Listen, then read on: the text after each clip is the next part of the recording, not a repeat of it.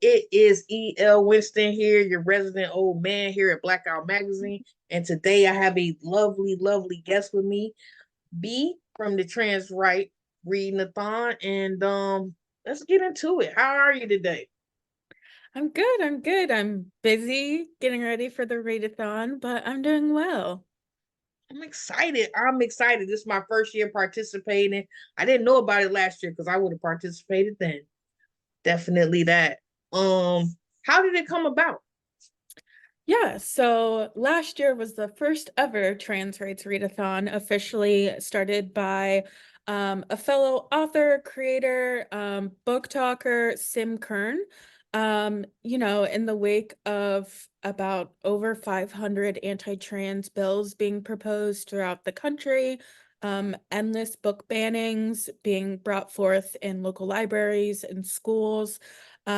Sim thought of this idea of, in celebration of Trans Day of Visibility, which is March 31st, how do we celebrate trans joy, trans art, trans creation? And as they are an author, they thought to use books. And if people don't know, Book Talk is a really large, it's huge. There's many corners, many places to be on Book Talk. I would say I'm mostly on Black Book Talk and Queer Book Talk and Indie Book Talk. So that's how I heard about it. The intersections of my community were like, hey, there's this Trans Rights Readathon. And so they started posting videos about it and posting on their platform. And as they had a pretty big personal platform, a lot of it caught wind. And it was really grassroots. They were just like, I'm inviting you all to participate and do this with me. We can have decentralized fundraising. So they had a fundraiser that they were doing for a specific organization, but encouraged all of us, which we still do, to pick local trans organizations, whether it's within your region, whether it's grassroots, whether it's larger scale, whether you buddy up with someone and create a fundraiser together. How are we supporting these organizations that are either making space, giving things like packers, or helping with travel and support and medical needs? And so it blew up, as you can see. And overall, over $250,000 were raised for a variety of trans-led organizations. Yes. Over 7,000 books were read. Um, we had 250 trans organizations benefit, and over 2,500 content creators actively participated. And what we saw from that was, because we focused the readathon in uplifting books written by and or featuring trans characters. And when we say trans, we mean trans, genderqueer, non-binary, two-spirit, all of the umbrellas, all the folks. We saw authors who are often indie authors have their sales increase, find new readers and lovers within their community, build community amongst peers and readers in general. And it was really exciting to see something like reading, which is often like an insular sort of introverted hobby as people think of it, become this extroverted, actionable effort of, we're helping authors by purchasing and reading and reviewing their books. We're also raising money for these organizations. And there's so much content being made around this. And we're getting articles and pieces, and news media is covering it and the importance of this. Um, and it was really great. And then it ended up extending and rolling over. If people don't know, Mercury Stardust does a TikTok-a-thon where she raises money for Point of Pride, which is an organization that gives out money for gender affirming care, whether it's surgery, packers, binders, whatever you think of. It's folks can apply. It's like a really simple grant process, and that's like all over. It's not location specific. And so we ended up like on the tail end also doing some reading and donating to that too. So in 2024, it's grown exponentially. Sim is on parental leave because they just welcomed a new member to their family recently. Oh, So cute. And yeah, they tapped us, a few readers and creators, in the book talk space primarily, and we're like, help us do this again for another year. And so here we are. March 22nd through 29th is the Trans Rights Readathon 2.0. Woo! I'm excited. I'm excited. Like I said, I didn't know about it last year, but I'm excited to be a part of it this year, and I hope to use my platform to bring more awareness to the space. And I have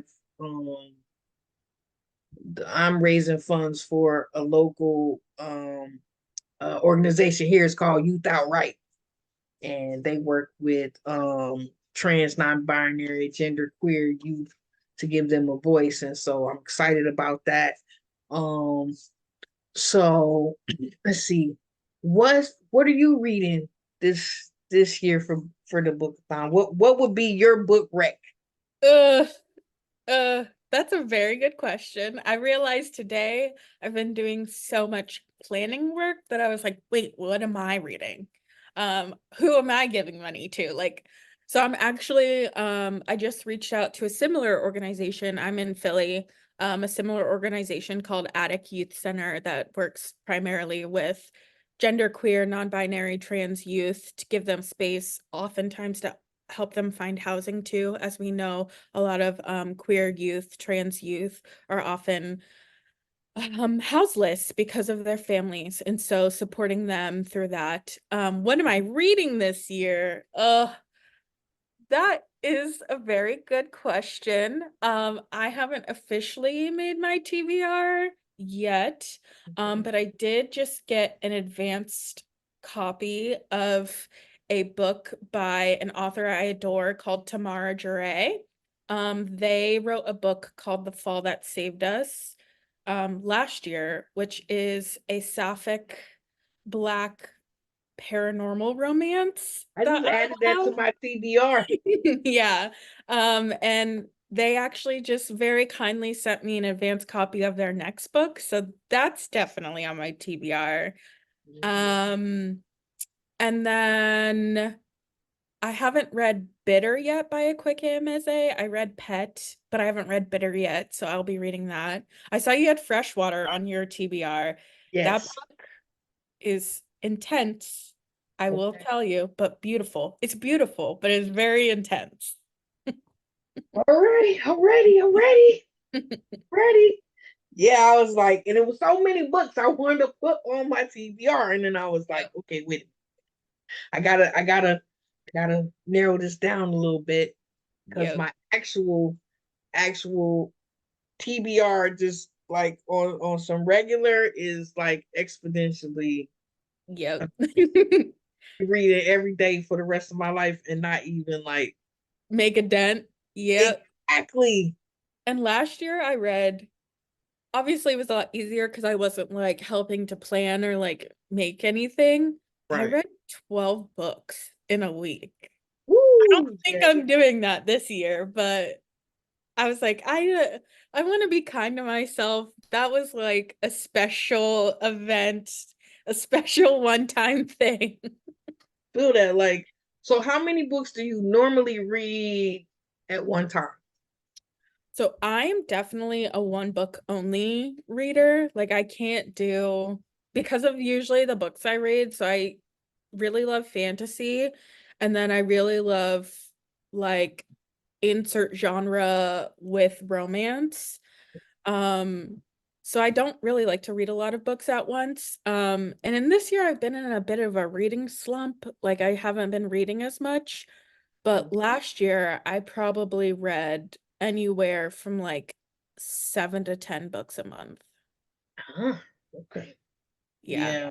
If Yeah. I get in the if I get in the like role, I'm just like blowing through them. Yeah, I'm like I read three books at a time. Woo!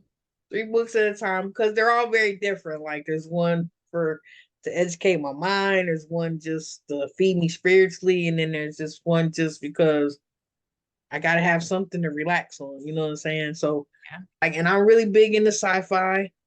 Mm. I started in fantasy, so when I saw you were in the fantasy. I was like, yes, might be my book buddy. Yeah. I'm really there's been some really incredible indie heavy hitters within the sci-fi space. I mean, obviously like the N.K. Jemisons of the world are like in a league of their own. Like I don't even we don't have anything to talk about. But there are some incredible indie heavy hitters coming up that I am really rooting for their careers. You gotta send me a list Okay, I so I can can do check that. so I can check them out so I can review them for my book therapy for the Of course. magazine. Definitely. Um, what does it feel like going from just being a participant last year to being on the other side of it this year? Yeah, I mean, it is volunteer work, but it's something that also aligns with my day job. I don't want to disclose everything I do. Okay. Um, but my day job is also like in communications and also like community building work. So it's not too different from like I close one laptop and open another to like do this. But it's also something that one I'm passionate about and also as a non-binary person care about personally. But even if I didn't, as a queer person, I care about. Um, and it's obviously like a bit more work. I'm blown away at the level of organizing Sim did on their own last year. I could not fathom, even though it was very grassroots and some things were like last minute just because of the scale at which it grew. I think they did a really great job of holding it and creating it. And then I think it's exciting to have a team this year, and I'm really hoping that it becomes sort of like a more rotating effort. I'm a big person that believes in tenures in leadership in general, because we do get comfortable, we do get complacent, we do maybe lose space to think of new ideas. Right. Um, and so I'm not interested in being on the leadership team indefinitely. But it's fun. It's been really great to connect with some people that I've like kind of known in the book space, but like chat with on another level. And then to see the excitement and outpouring of support from the community. And when I say community, I mean any reader at all who is participating, whether it's one book, 20 books, $500, $5, an Instagram post only, one TikTok. Like, it's incredible. It's incredible. Yeah, that is awesome. That is really awesome. I like I said, I was excited when I saw it, and then I was like, oh yeah, I definitely got to get in on this readathon, and I definitely got to bring some people with me. So I'm super excited. Then I want to be able to talk to everybody about what they read, what they felt from the books and stuff, and so that's exciting. Um, so where do you think like it goes to next, like in the next year, in the next year, like? Um, that's a really good question that I don't know if I have an exact answer for it. I think one of the strongest and most powerful things about it is that um like stepping beyond like people who are just keeping accounts running or like making sure that there's signups created or like graphics for people to share. The power is in that it is decentralized in every way. Because obviously when we look from state to state now, unfortunately, bills are impacting states and communities at different levels. Like it, at some points it's like neighborhood to neighborhood, like city to city. Um, and so I think there's real power in it being decentralized and also people recognizing that they could have their efforts go to maybe different states. I know some folks were like, there aren't as many bills in my like zip code or area, but I noticed like the zip code or area very close to me, like people are like fleeing to get care or like trying to move their families to like ensure the safety of their children. And so I'm actually going to fundraise for an org in that area that is helping these families get out or helping these people access that care. Because yes, my organization, I see the organization still doing well here, and like who needs support. And I think it's really incredible. I mean, we have over 30 countries represented so far for this year. And being able to have that decentralized effort and people talking to each other and being like, I live in Oklahoma and it's actually like illegal for me to like aid and abet, which is the language that they use, which Exactly. is mind-boggling to me. But Yeah. like, ensure someone's humanity and like care. And so how can they still like impact their community and make an effort? So like you can't because you're in Oklahoma, but like someone else who's in a different state legally like may be able to do that. And so I think that's where the power lies.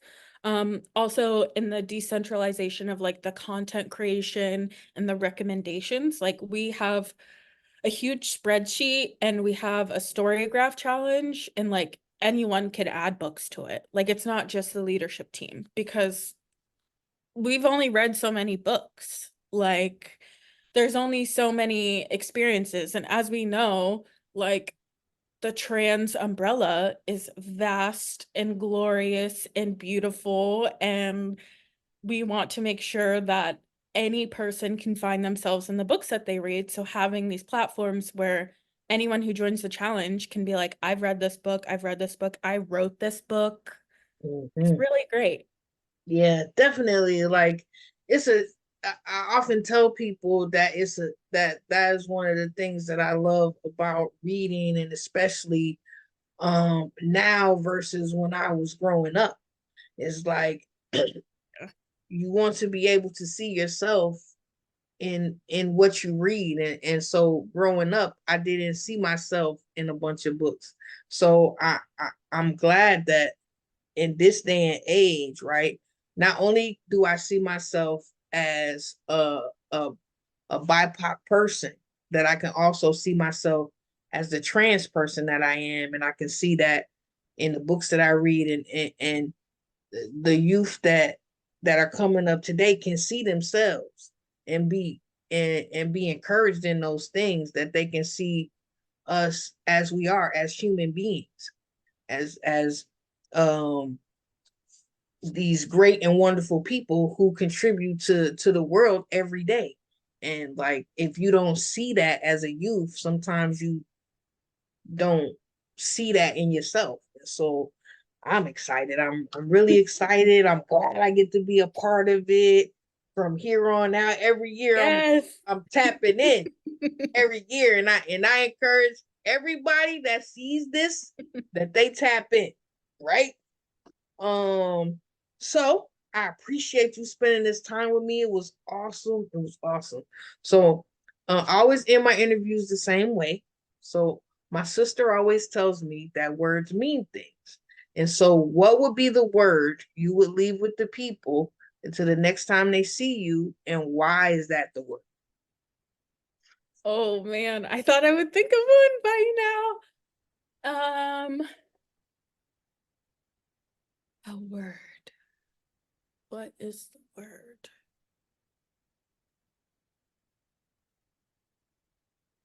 Picture. Right? And why? Why is that word?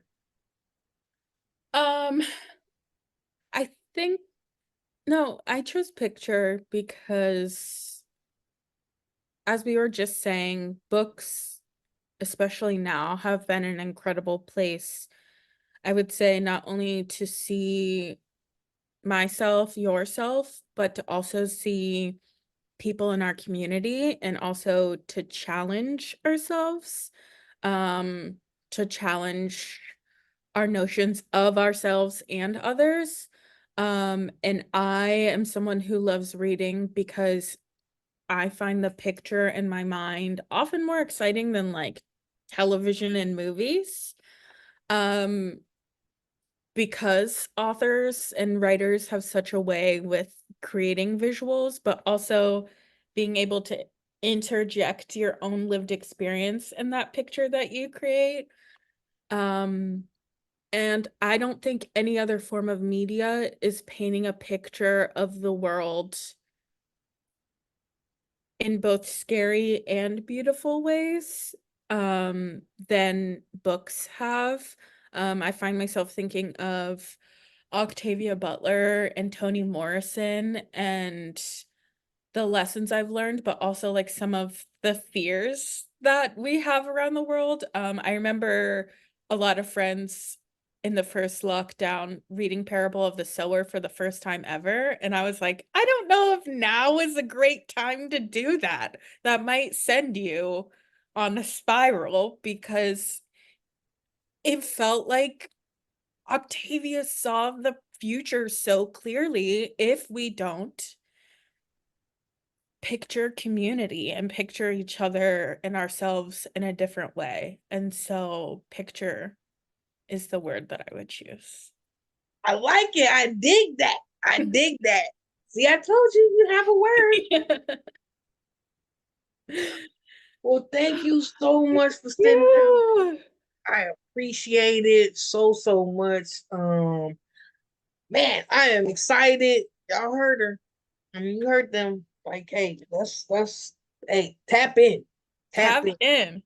Get Tap. on get on EL's TBR and start reading with That's us. right. And if y'all don't like what I got on my TBR, you can hit me up because I got a long list. Like a long list. So hit me up. Check out my TBR. Check out B's TBR. They got some. They about to put that stuff on that TBR now, y'all. Y'all get with that.